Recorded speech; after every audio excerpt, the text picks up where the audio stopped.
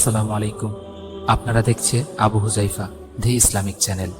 অনুগ্রহ করে লাইক করুন, শেয়ার করুন এবং চ্যানেলটি সাবস্ক্রাইব। আজ আমরা ইতিহাসের অত্যন্ত শক্তিশালী আর বেশ চমকপ্রদ একটা বাক্যের একদম চুলচেরা বিশ্লেষণে ডুবে দেব।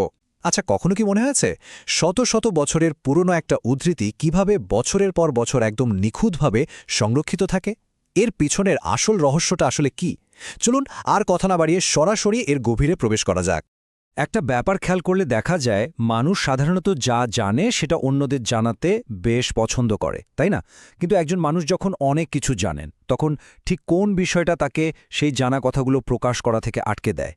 একবার ভাবলে অবাক হতে হয়, এমন একজন বর্ণনাকারীর কথা যিনি প্রচুর তথ্য জানার সত্ত্বেও সম্পূর্ণ স্বেচ্ছায় নিজের ভেতরে সব লুকিয়ে রাখছেন। এই অদ্ভুত, বলতে গেলে রহস্যময় নীরবতার পেছনের আসল কারণটা কি হতে পারে? তো এই রহস্যের উত্তরটা লুকিয়ে আছে একটা নির্দিষ্ট সংখ্যায়, আর সেটা হলো ১০৮। না, এটা শুধু একটা র্যান্ডম বা এলোমেলো সংখ্যা নয়, এটি অত্যন্ত যত্ন সহকারে সংরক্ষিত আর নিখুঁতভাবে তালিকাভুক্ত একটা ঐতিহাসিক তথ্যের সূচক। ইতিহাসের প্রতিটি তথ্য কিভাবে সুশৃঙ্খলভাবে সংরক্ষণ করা হয়েছে, এই ১০৮ নম্বরটি তারই একটা জ্বলন্ত প্রমাণ। অর্থাৎ আমরা এখানে কোনো মনগড়া গল্প নয়, বরং কঠোরভাবে যাচাইকৃত একটা তথ্যভাণ্ডার নিয়ে আলোচনা করছি। এবার সরাসরি মূল নথির দিকে নজর দেয়া যাক। hadisbd.com থেকে নেওয়া সহিহ বুখারীর ১০৮ নম্বর হাদিসের এই পৃষ্ঠাটি চমৎকারভাবে তুলে ধরে যে কিভাবে একটা মাত্র পৃষ্ঠার মধ্যেই ঐতিহাসিক আর নৈতিক দিক থেকে অত্যন্ত গুরুত্বপূর্ণ একটা বিধান লিপিবদ্ধ রয়েছে। এটা যেন প্রাচীন ইতিহাসের সাথে আধুনিক প্রযুক্তির একটা দারুণ ডিজিটাল সেতু। ভাবলে অবাক লাগে, তাই না? এত পুরনো একটা ঐতিহাসিক দলিল এই ডিজিটাল যুগেও ঠিক কতটা সযত্নে সংরক্ষিত রয়েছে।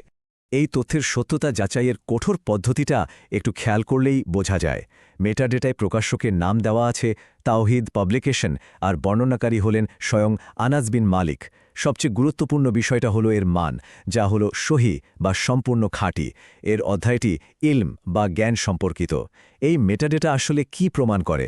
এটাই প্রমাণ করে যে এই ঐতিহাসিক পাঠ্যটি কতটা নিখুঁতভাবে, কতটা চুলচেরা বিশ্লেষণ করে যাচাই বাছাই করা হয়েছে। এই নিখুঁত বাক্য গঠনগুলো কিভাবে খুব সহজেই ভাষাগত সীমানা অতিক্রম করে যায় সেটা সত্যিই দেখার মতো। একদিকে মূল আরবি পাঠ, আর তার ঠিক পাশেই এর ইংরেজি অনুবাদ। একই সাথে দুটো ভিন্ন ভাষায় পাঠ্যটির এই উপস্থিতি কিন্তু একটা খুব শক্তিশালী প্রমাণ। এটা একেবারে জলের মতো পরিষ্কার করে দেয় যে এই ঐতিহাসিক তথ্যগুলো শত শত বছর ধরে বিশ্বব্যাপী কতটা ব্যাপকভাবে আর সম্পূর্ণ অবিকৃত অবস্থায় সংরক্ষিত আছে। আমাদের বিশ্লেষণের প্রথম অংশ, কথা বলার ক্ষেত্রে অনীহা বা বলা যায় বর্ণনাকারীর দ্বিধা। মূল পাঠে স্পষ্টভাবে বলা হয়েছে যে বিষয়টি আমাকে তোমাদের নিকট বহু হাদিস বর্ণনা করতে প্রতিবন্ধকতা সৃষ্টি করে। এই বাক্যাংশের ভেতরের যে মানসিক দ্বন্দ্ব, সেটা কিন্তু সত্যিই অবাক করার মতো। বিষয়টা একবার চিন্তা করলে দেখা যায়, একজন মানুষের কাছে জ্ঞানের বিশাল এক ভাণ্ডার রয়েছে, কিন্তু তিনি সম্পূর্ণ সচেতনভাবে নীরব থাকার সিদ্ধান্ত নিচ্ছেন। এই যে ইচ্ছাকৃত নীরবতা, এটা স্বভাবতই মনে একটা প্রবল কৌতূহলের জন্ম দেয়।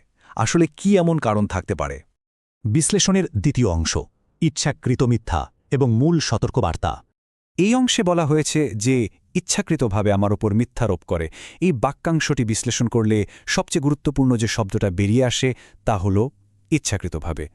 ভুলবশত কোনো কিছু বলে ফেলা আর জেনে শুনে সম্পূর্ণ ইচ্ছা করে মিথ্যা বলা, এই দুটোর মধ্যে যে একটা আকাশ পাতাল পার্থক্য রয়েছে, এই একটা মাত্র শব্দ তা অত্যন্ত নিখুঁতভাবে নির্ধারণ করে দেয়।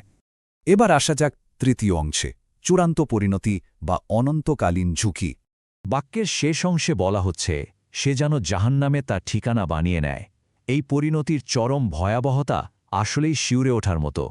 অনন্তকালের জন্য জাহান্নামে নিজের স্থান নিশ্চিত করার এই যে চূড়ান্ত পরিণতি, এটা পুরোপুরি পরিষ্কার করে দেয় যে আনাস বিন মালিক আসলে ঠিক কী কারণে এতটা সতর্ক ছিলেন। শুধুমাত্র এই একটা মাত্র সতর্কবার্তার প্রবল ওজনের কারণেই কিন্তু তিনি অবাধে কথা বলতে এত তীব্র অনীহা প্রকাশ করতেন। এখানে পার্থিব একটা কাজের সাথে পরকালের একটা অনন্ত শাস্তির একদম সরাসরি সংযোগ স্থাপন করা হয়েছে।